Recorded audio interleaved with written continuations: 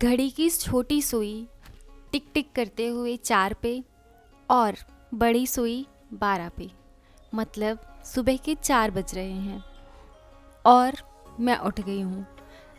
Bedsheet पे अलग सी एक और बेडशीट डाल रही हूँ क्योंकि नीचे वाली बेडशीट कॉटन की है और अब ठंडी बहुत ज़्यादा हो गई है तो ठंडा करती है। रात में नींद कुछ ज़्यादा अच्छे से नहीं आई है। क्यों?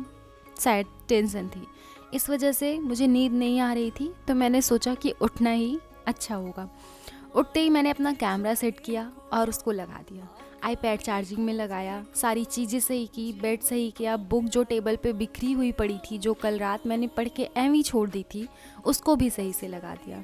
और अब मैंने अपने बालों को सही किया और उसके ऊपर क्योंकि सर दर्द हो रहा है तो हेडबैंड लगा लिया। और अब मेरा काम आगे बढ़ता है। ज्योग्राफी का रिवीजन करना है और कुछ उसमें ऐड ऑन करना है, तो मैं वो कर रही हूँ। ज्योग्राफी में मेरा चल रहा है इंडियन ज्योग्राफी, इंडियन फिजियोग्राफी, जैसे फॉर्मेशन ऑफ हिमालयाज़ कैसे हुई और क्या क्या इंडियाज़ ड्रेनेज सिस्टम है, कैसे कैसे, मतलब जो भी चीज़ चल रही है इस टाइम वो बहुत इंपॉर्टेंट होती है यूपीएससी पॉइंट ऑफ व्यू से लिए। अब कैसे इंपॉर्टेंट होती है वो मैं आगे आपको पूरा ब्लॉग देखिए बताती रहूँगी, क्योंकि आज मैं पूरा दिन वही बात करने वाली हूँ। एंड अगर आप नए हो तो प्लीज़ चैनल को सब्सक्राइब कर दीजिएगा एंड वीडियो को लाइक कर दीजिएगा। तो मेरी ये खुशी अभी इसलिए है क्योंकि सुबह के 6:30 हो गए हैं। 2.5 घंटे की मेहनत के बाद की खुशी है ये। अब मैं चलती हूँ ब्रश करने के लिए। मुझे पता है मेरे शाह और सा में डिफरेंस आता है और मुझे बहुत सारे लोग कमेंट करके बताते हैं, but I am so sorry, I am trying my best. मेरे से गलती हो जाती है शायद, तो मैं ट्राई कर रही हूँ वो गलतियाँ ख़त्म हो जाएंगी।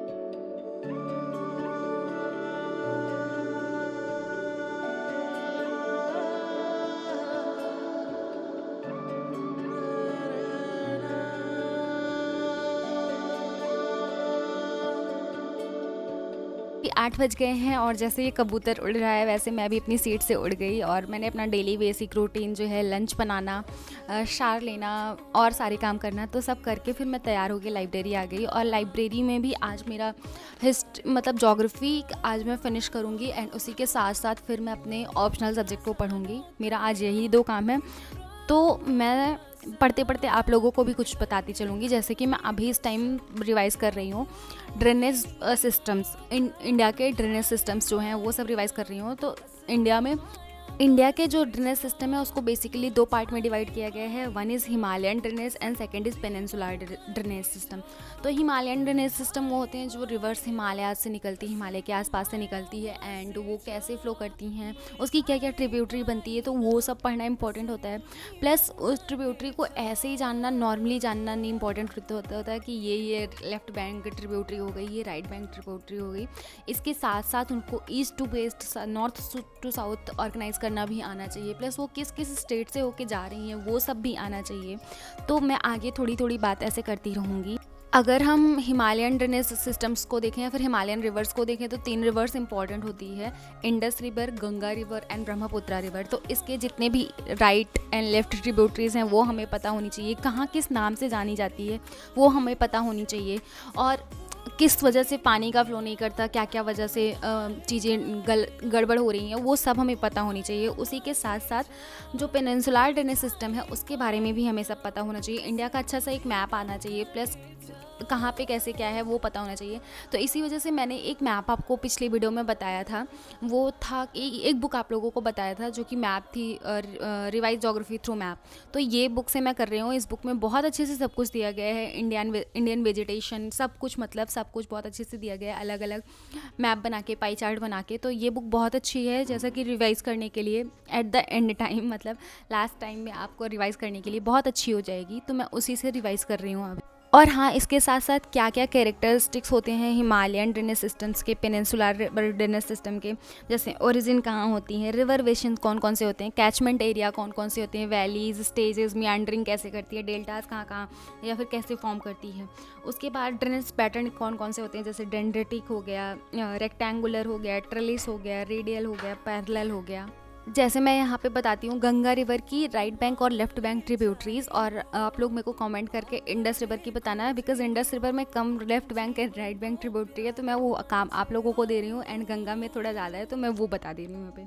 तो गंगा रिवर की जो राइट बैंक ट्रिब्यूटरी है वो है यमुना, मानस, चंबल, सिंध, बेतवा, केन, सोन, अजय एंड दामोदर।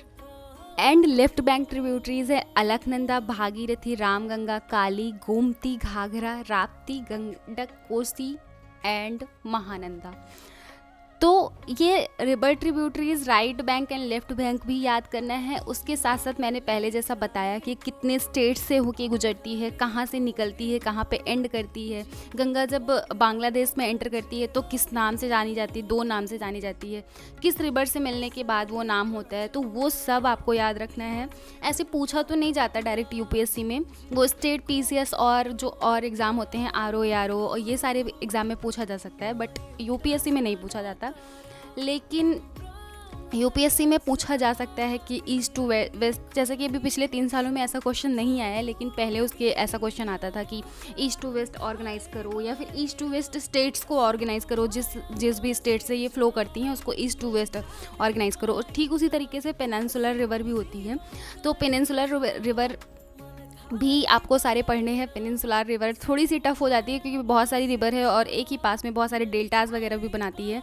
जैसे एक डेल्टा बनाती है, जैसे इसी डेल्टा को लेके एक क्वेश्चन बहुत बहुत बार न्यूज़ में आता है। उसी के साथ साथ एक और चीज़ें हैं, जैसे कि एक डेल्टा है जब महानदी डेल्टा के पास, लेकिन वो महानदी डेल्टा एक्चुअल में नहीं है, वहाँ पे 2 रिवर बहती हैं जो कि है ब्राह्मणी एंड बैतारणी।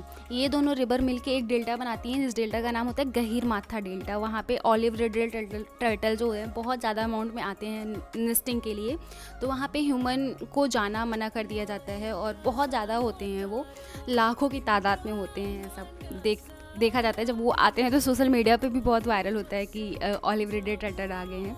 तो फिर ये जो डेल्टा बनाती है ये रिवर भी याद होनी चाहिए। उसी के साथ साथ महानदी डेल्टा भी जो गोदावरी रिवर के साथ डेल्टा मिलकर बनाती है, प्लस कौन कौन सी रिवर्स के साथ प्रोजेक्ट चल रहे हैं वो सब पता होना चाहिए हमें। इस तरीके से इस वीडियो में बताते बताते मेरा एक बार रिवाइज भी हो गया है, तो ये मेरा फ़ायदा है, ये ब्लॉग बनाने वाले लोगों का फ़ायदा होता है कि वो आराम से आप लोगों को बताते बताते, और ऐसा भी हो सकता है कुछ गलत बताया हो तो कुछ लोग देख के उसको सही भी कर सकते हैं।